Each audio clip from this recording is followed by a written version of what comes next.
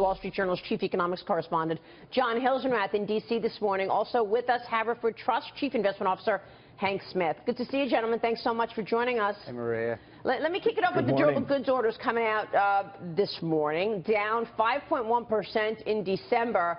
If we get another bad number, John, does this change the plans of the Fed? What does this tell us about where we are in this so-called recovery?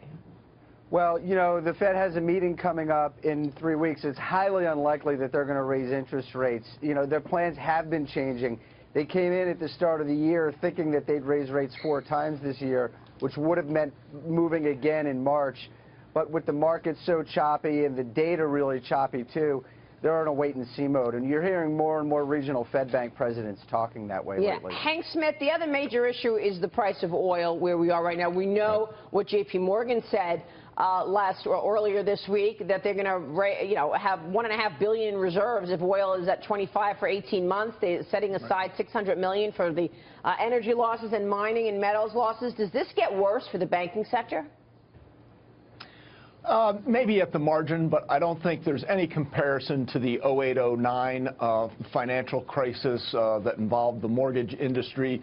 So I don't see any systemic risk from write-offs on energy loans, but at the margin it might get a little worse.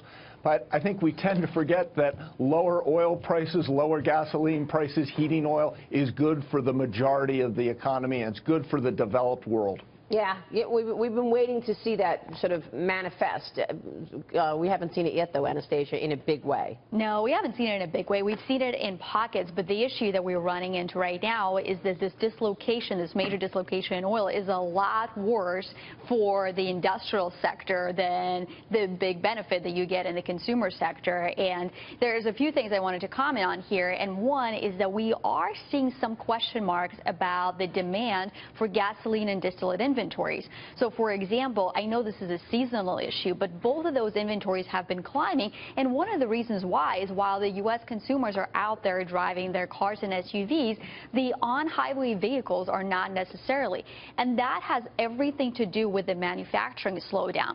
So the big question in our minds right now is, will this manufacturing slowdown bleed into the service part of the economy? And there's a few contagion channels. One is that banking sector, because credit is contracting when it comes to corporate financing, and the other contagion channel is businesses. Will they stop hiring?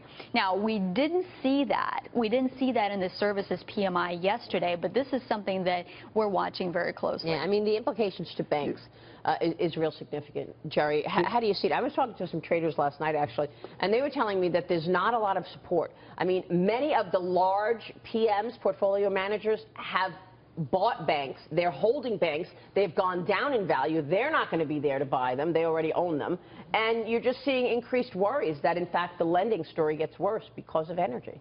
Yeah, that is, so far, from what we've seen, it does seem that the pain, as far as non-performing loans is concerned, seems to be confined almost exclusively to the energy sector. As you would expect, you see this dramatic fall in prices.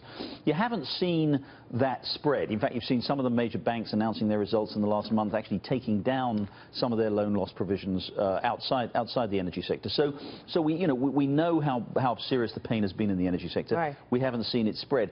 We also know the banks are well capitalized. They are so much better capitalized than in 2008. Right. They face a much tougher regulatory environment. They are in overall better financial condition.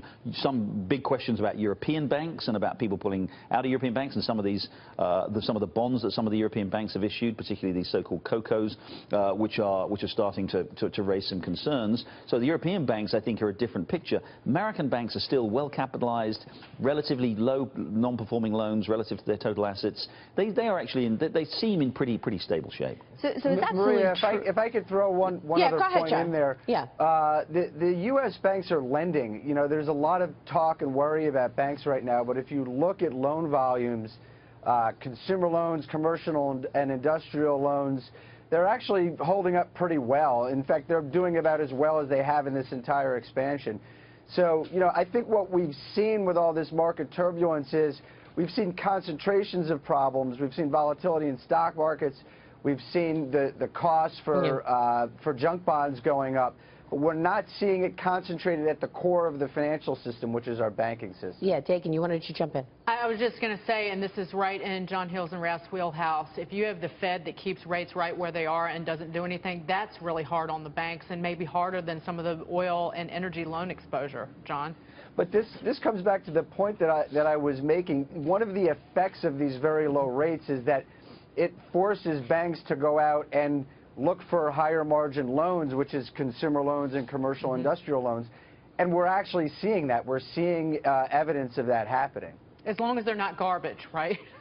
I mean. Well, and you have to worry about that in areas like commercial real estate. You know, we've written about the boom we're seeing in commercial real estate, and the Fed was getting a little worried about that late last year. I think one of the things that's happened with all the turbulence we've seen in markets, we had Jim Bullard, the St. Louis Fed president, talking about this recently, is they're a little less worried about bubbles today than they were a few months ago because some of the steam has been taken out of the system. Hank, final word from you. What do you want to do in terms of markets here? When you look at this market, understanding that there could be a recession in 16, there's a debate about that right now. Given these numbers that we're seeing, we'll see what durable goods says. What do you want to do in terms of allocating capital? Okay, here's the opportunity when the equity markets sell off and we know we're in this low interest rate environment for a longer period of time. It's invest in high quality companies that have dividend yields that exceed not only the 10-year Treasury, but their own 10-year debt. That is the opportunity. It's, in our view, an historic opportunity.